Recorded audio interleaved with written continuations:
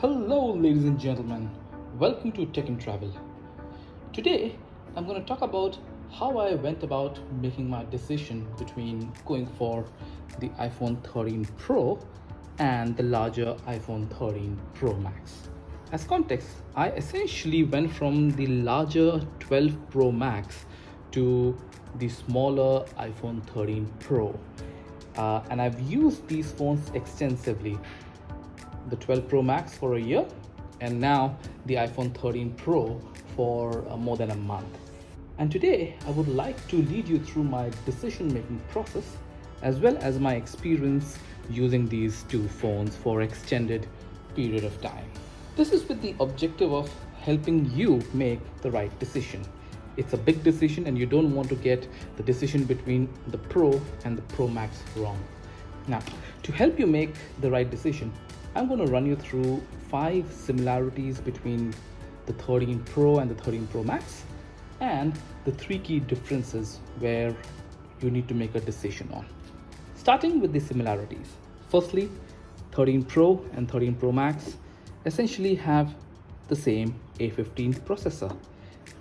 Compared to the 12 Pro, instead of 4-core GPU, the Pro series and iPhone 13 series has a 5-core GPU. This is clearly the fastest chip in the industry. So yeah, from a processor perspective, both 13 Pro and 13 Pro Max are identical and they're clearly superior to the 12 Pro. I'll get into the screen size a bit later, so let us just for a moment ignore the iPhone 12 Pro here. So now coming to the screen, when it comes to iPhone 13 and iPhone 13 Pro Max, barring the difference in screen size, this screen is essentially identical. Both have OLED screens. They have 120 Hz refresh rates.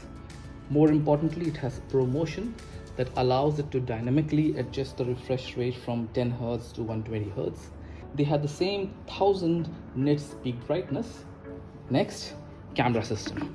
Discuss the camera system of iPhone 13 Pro and Pro Max. Firstly, the camera system between the iPhone 13 Pro and the big brother iPhone 13 Pro Max is exactly the same. And by exactly the same, let me run you through the 3 lenses. Yes, both have a 3 camera system together with a LiDAR. On top, you have the telephoto, which is at f2.8 and it has a 3x zoom. Then there's an ultra wide, which is f1.8 in both cases. And this is effectively the 0.5x zoom. And then you have the standard wide lens, which is f1.5. And all these are significant upgrades over the previous 12 Pro generation. In essence, both iPhone 13 Pro and 13 Pro Max have the same camera system. They have the same 6x optical zoom, all the way ranging from ultra wide to telephoto. They have 15x digital zoom. They have LiDAR, Smart HDR, the fancy cinematic mode, HDR, Dolby Vision, sensor-built optical stabilization in these lenses, which is important. In the previous generation, it was only there in 12 Pro Max, but when it comes to iPhone 13 series, it is there in both iPhone 13 Pro and iPhone 13 Pro Max. Furthermore, they have night mode time-lapse and the ProRes 4K video. So in summary, the camera system for the iPhone 13 and iPhone 13 Pro Max is identical and you wouldn't miss a feature if you were to go for iPhone 13 as opposed to iPhone 13 Pro Max. Next, the colors available. So iPhone 13 and iPhone 13 Pro Max are available in exactly the same 4 colors. The Sierra Blue that you see here. In addition, you have silver, gold, and graphite. And finally, now coming to the capacity available, these are again identical. The base model is at 128 GB, and you also have the option to upgrade to 256, 512, or 1 terabyte. So for most things, iPhone 13 Pro and iPhone 13 Pro Max are identical, especially along these 5 categories that I talked about. Now, let's move to the 3 big differences. Firstly, and very obviously, is the screen size.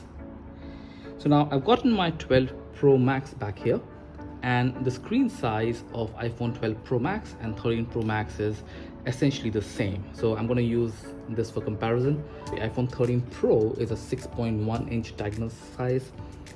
The 13 Pro Max, just as 12 Pro Max, is a 6.7 inch screen.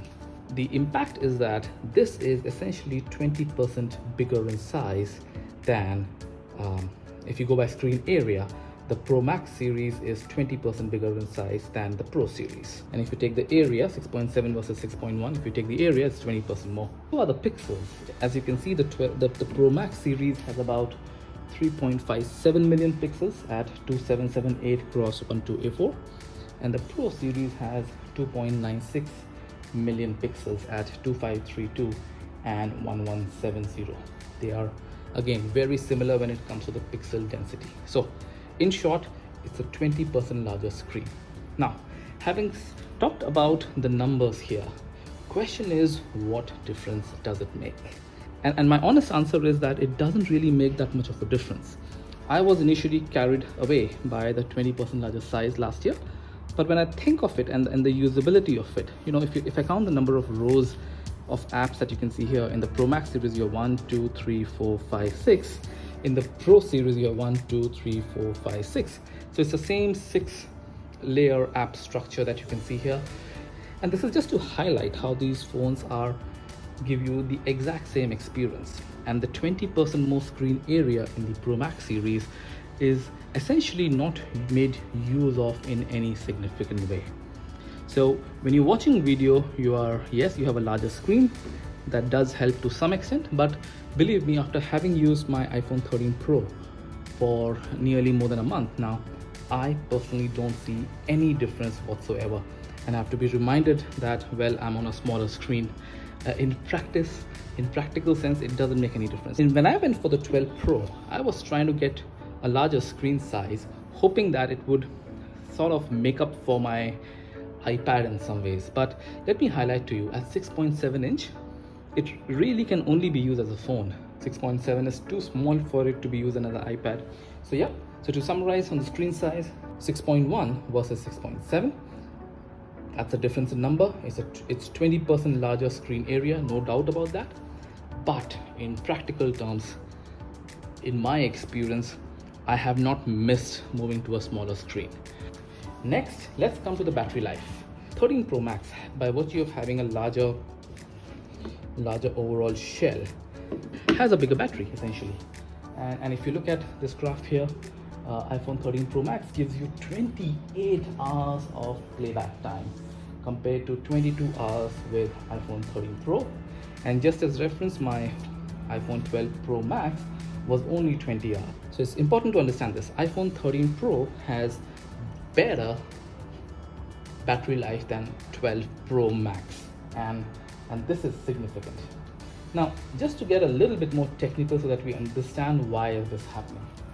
So as you can see, the 13 Pro has a battery size of 3095 milliamperes, while the 13 Pro Max has 4532 mAh, and therefore it does result in the larger size. What is more important though is that iPhone 13 Pro has technically a smaller battery than iPhone 13, which you can see from this graph. It has 3095 as the battery size compared to iPhone 13 having 3227. Now that's a bit counterintuitive. So how is it that a smaller battery in iPhone 13 Pro is resulting in a better battery life than iPhone 13? And well, the answer is, despite having a smaller battery, the reason iPhone 13 Pro has a better battery life is because of ProMotion. And the screen, while it is 120 Hz, more importantly has ProMotion, and it can dynamically adjust. For example, when I'm still the way I am right now, it might only be consuming, it might be set to, let's say, about 10 Hz. And when I'm moving the screen, scrolling up and down, that's when it goes up much higher to 120 Hz.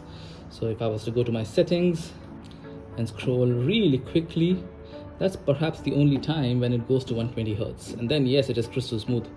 But for every other purpose, including watching videos on YouTube are typically at 24, 30 Hz, in that range, never at 120. So the screen has the dynamic ability to adjust to a lower refresh rate.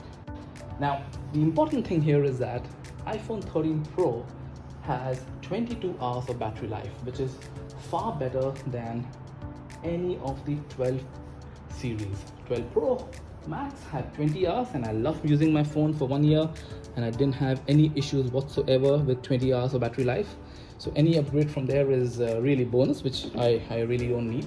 Now lastly, let's come to the size and the bulkiness. So yeah, being a larger phone is essentially a bit of a challenge. The 20% larger screen area is also something that you have to carry all the time, and it's 20% extra weight. I wasn't ever very comfortable holding it for a long time. While the 6.1 inch iPhone 13 Pro is possibly the ideal size. It's easy, as you can see, I can grip it well. Here I'm struggling a bit, and the weight does play a factor. Coming to the weight comparison, well, the iPhone 13 Pro is 204 grams. It's not the lightest phone that you ever held, but it has that sense of, you know, high quality and precision, and the stainless steel, you can really feel it, right? So, and I really like the size and the weight here. It's convenient. On the other hand, I think if you look at the graph here, iPhone 13 Pro Max it has 240 grams, which is heavier than iPhone 12 Pro that I'm holding right now at 228 grams. And you know, in short, I would say these differences are fairly small, but they do tend to add up. And it's the bulkiness of iPhone 12 Pro Max, and it was essentially this was the most important reason why I went from the Pro Max series to Pro, because carrying that extra bulky phone all the time wasn't as convenient. So yeah, so now I think let's get to the overall summary here. So we have talked about how 13 Pro and 13 Pro Max are similar, very similar phones when it comes to all the internals, ranging from processor, OLED screen, camera system, the colors available, and their capacities available. And then there are three major differences: the screen size, battery, and the resulting weight and bulkiness. And for me, the conclusion is very simple. Any day, I would recommend go for iPhone 13 Pro and not the Pro Max.